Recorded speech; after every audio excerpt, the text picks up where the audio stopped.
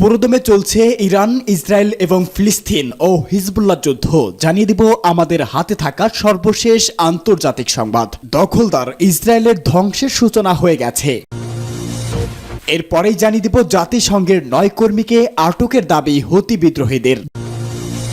জানিয়ে দিব স্থায়ী যুদ্ধবিরতি ছাড়া কোনো চুক্তিতে যাবে না হামাস, বলে দিয়েছে ইয়াহিয়া সিনওয়ার। এরপরেই জানিয়ে দিব এবার গাজায় ইসরায়েলি হামলায় নিহত আরও ৭৭ ফিলিস্তিনি। কি করছে বিশ্ববিবেক, কি করছে মুসলিম দেশগুলো। এবং সর্বশেষ জানিয়ে দিব এক গুরুত্বপূর্ণ সংবাদ, যে যুদ্ধে বদলে যাবে বিশ্ব মানচিত্র। সংবাদ শিরোনামগুলো শুনছিলেন, এবারে বিস্তারিত।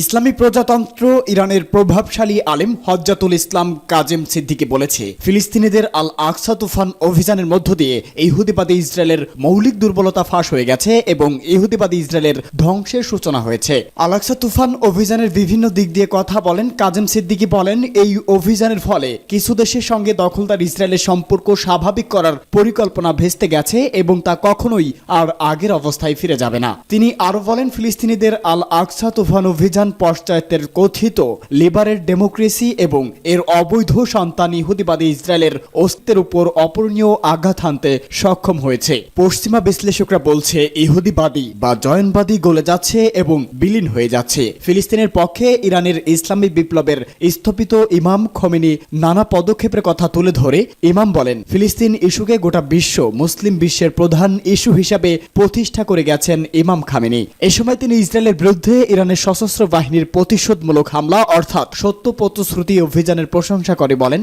এর মধ্য দিয়ে ইরানের প্রতিরক্ষামূলক প্রতিরোধ আক্রমণাত্মক প্রতিরোধে পরিণতি হয়েছে। হজ্জাতুল ইসলাম কাজ্জেম সিদ্দিকী ইরানের আসন্ন প্রেসিডেন্ট নির্বাচন প্রসঙ্গে নানা পরামর্শ দেওয়ার সময় বলেন, শহীদ প্রেসিডেন্ট সৈয়দ ইব্রাহিম রাইসির পথ এগিয়ে নিতে হবে। জাতিসংঘের ৯ কর্মীকে আটকের দাবি হুতি বিদ্রোহীদের। ইয়েমেনের হুতি বিদ্রোহীরা জাতিসংঘের বিভিন্ন সংস্থার অন্তত ৯ কর্মীকে আটক করেছে। হুতি কর্তৃপক্ষ এই দাবি করেছে, তবে কেন তাদের আটক করা হয়েছে তা সম্পর্কে কিছুই জানায়নি এই গোষ্ঠীটি। জাতিসংঘ কর্মীদের সাথে সাথে ইয়েমেনের হুতিদের নিয়ন্ত্রণ অঞ্চলে স্বয়ংক্রিয় আরও কয়েকটি ত্রাণ সংস্থার কর্মীদের আটক করা হয়েছে। মার্কিন বার্তা সংস্থা এপি এ খবর জানিয়েছে, প্রায় এক দশক আগে ইয়েমেনের রাজধানী দখল করে শাসন পরিচালনা করে আসছে হুতি বিদ্রোহীরা। সানা দখলের পর সৌদি আরবের নেতৃত্বাধীন সামরিক জোটের সঙ্গেও দীর্ঘদিন লড়াই করছে তারা। সম্প্রতি গাজায় ইসরায়েল হামাস যুদ্ধের ফিলিস্তিনিদের সমর্থনে লোহিত সাগরে বাণিজ্যিক ও সামরিক জাহাজে হামলা করছেন তারা। এর জবাবে যুক্তরাষ্ট্র ও যুক্তরাজ্য ইয়েমেনি ভূখণ্ডে হুতিদের অবস্থানে হামলা করছে। এতে এই বিদ্রোহী গোষ্ঠীরা ক্রমবর্ধমানভাবে আর্থিক চাপে পড়েছে। আন্তর্জাতিকভাবে মনোযোগ আকর্ষণ করলেও ইয়েমেনে দমন পীড়ন চালাচ্ছে হুতিরা। সম্প্রতি তারা ৪৪ জনকে মৃত্যুদণ্ড দিয়েছে। নাম প্রকাশে অনিচ্ছুক এক আঞ্চলিক কর্মকর্তা এপিকে জাতিসংঘের কর্মীদের আটকের কথা নিশ্চিত করে বলেছে, যাদের আটক করা হয়েছে তাদের মধ্যে জাতিসংঘের মানবাধিকার সংস্থা, উন্নয়ন কর্মসূচি, বিশ্ব খাদ্য কর্মসূচি ও জাতিসংঘের বিশেষ দূতের কার্যালয়ের কর্মরত এক কর্মী রয়েছে। আটক এক কর্মী স্ত্রীকেও বন্দী করা হয়েছে। তাৎক্ষণিকভাবে এই বিষয়ে জাতিসংঘের কোনো মন্তব্য পাওয়া যায়নি। স্থায়ী যুদ্ধবিরতি ছাড়া কোনো চুক্তিতে যাবে না হামাস, বললেন ইয়াহিয়া সিনওয়ার। ফিলিস্তিনের ইসলামী প্রতিরোধ আন্দোলন হামাসের নেতা ইয়াহিয়া সিনওয়ার বলেছে, স্থায়ী যুদ্ধবিরতি ছাড়া হামাস কোনো চুক্তিতে সই করবে না। যুদ্ধবিরতি প্রতিষ্ঠার লক্ষ্যে যারা মধ্য অবস্থাকারী দায়িত্ব পালন করছে তাদের কাছে পাঠানো এক সংক্ষিপ্ত বার্তায় এই কথা জানিয়েছে হামাসের ওই জাদ্রেল নেতা। ইয়াহিয়া সিনওয়ার গাজা উপত্যকায় হামাসের প্রধান নেতা। তিনি চলমান যুদ্ধে গুরুত্বপূর্ণ ভূমিকা পালন করে যাচ্ছে। বর্তমানে আমেরিকার একটি যুদ্ধবিরতি প্রস্তাব নিয়ে নানা মহলে আলোচনা চলছে। এই প্রস্তাবের বিষয়ে প্রতিক্রিয়া জানাতে গিয়ে হামাসের এই শক্তিমান নেতা বলেন, মার্কিন প্রেসিডেন্ট জো বাইডেনের প্রস্তাবে স্থায়ী যুদ্ধবিরতির পূর্ণ নিশ্চয়তা থাকলেই কেবল তা মেনে নেওয়া হবে। মার্কিন পত্রিকা ওয়াল স্ট্রিট জার্নাল এসব তথ্য জানিয়েছে। এর আগে গতকাল মিশরের স্থানীয় সংবাদ মাধ্যম বিশ্বস্ত সূত্রের বরাত দিয়ে দাবি করেছে, গাজা উপত্যকায় যুদ্ধবিরতি আলোচনা পুনরায় শুরু করার বিষয়ে ইতিবাচক ইঙ্গিত পাওয়া গেছে এবং এ বিষয়ে যোগাযোগ হয়েছে। মিশরের সংবাদ মাধ্যম আর দাবি করেছে, হামাসের কাছ থেকে ইতিবাচক সংকেত পাওয়া গেছে, যেটাকে একটি যুদ্ধবিরতি চুক্তি সম্পন্ন করার পথে অগ্রগতি হিসাবে গণ্য করা হবে।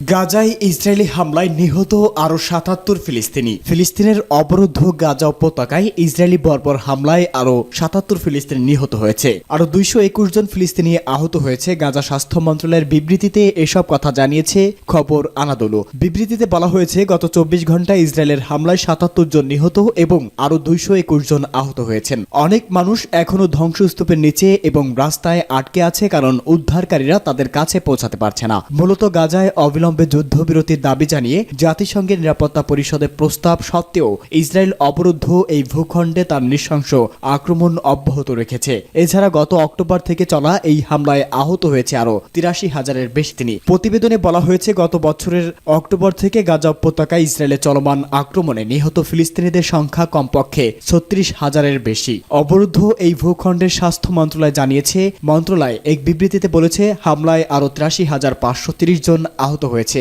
উল্লেখ্য, গত বছরের ৭ অক্টোবর হামাসের নজিরবিহীন অন্তঃসীমান্ত হামলার পর থেকে ইসরায়েল গাজা উপত্যকায় অবিরাম বিমান ও স্থল হামলা চালিয়ে যাচ্ছে। ইসরায়েলি এই হামলায় হাসপাতাল, স্কুল, শরণার্থী শিবির, মসজিদ, গির্জাসহ হাজার হাজার ভবন ক্ষতিগ্রস্ত বা ধ্বংস হয়ে গেছে। এছাড়া ইসরায়েলি আগ্রাসনের কারণে প্রায় ২০ লাখেরও বেশি বাসিন্দা তাদের বাড়িঘর ছাড়তে বাধ্য হয়েছে। মূলত ইসরায়েলি আক্রমণ গাজাকে ধ্বংসস্তূপে পরিণতি করেছে। জাতিসংঘের মতে, ইসরায়েলের বর্বর আক্রমণের কারণে গাজায় প্রায় ৮৫% ফিলিস্তিনি বস্ত্রচ্যুত হয়েছে। আর খাদ্য, বিশুদ্ধ পানি এবং ঔষধের তীব্র সংকটের মধ্যে গাজার সকলেই এখন খাদ্য নিরাপত্তাহীনতায় ভুগছে। এছাড়া অবরুদ্ধ এই ভূখণ্ডে ৭% অবকাঠামো ক্ষতিগ্রস্ত বা ধ্বংস হয়ে গেছে। ইসরায়েল ইতিমধ্যেই আন্তর্জাতিক বিচার আদালতে গণহত্যার অভিযোগে অভিযুক্ত হয়েছে। যে যুদ্ধ বদলে যাবে বিশ্ব মানচিত্র। গেল দশক থেকে বিশ্বজুড়ে বাড়তে শুরু করে পরাশক্তিগুলোর মধ্যকার সামরিক উত্তেজনা। বিশেষ করে ইউক্রেন যুদ্ধকে কেন্দ্র করে রাশিয়ার সঙ্গে এক প্রকার সরাসরি যুদ্ধে নেমেছে পশ্চিমা দেশগুলো। ইউরোপ জুড়ে চলমান উত্তেজনার মধ্যেই গত বছর শুরু হওয়া গাজা যুদ্ধ বৈশ্বিক সংঘাতের ঝুঁকিতে বাড়িয়ে তুলছে বহুগুণে। এর মধ্যেই দরজায় করা নাড়ছে আরেক যুদ্ধ, যা পাল্টে দিতে পারে গোটা দুনিয়ার মানচিত্র। ব্রিটিশ বার্তা সংস্থা রয়টার্সের এক প্রতিবেদনে বলা হয়েছে, তাইওয়ান উপদ্বীপ দখলকে কেন্দ্র করে চীন যদি কোনো যুদ্ধ শুরু করে, তাহলে তার বৈশ্বিক পরিণতি দ্বিতীয় বিশ্বযুদ্ধের মতোই ব্যাপক আকার ধারণ করবে।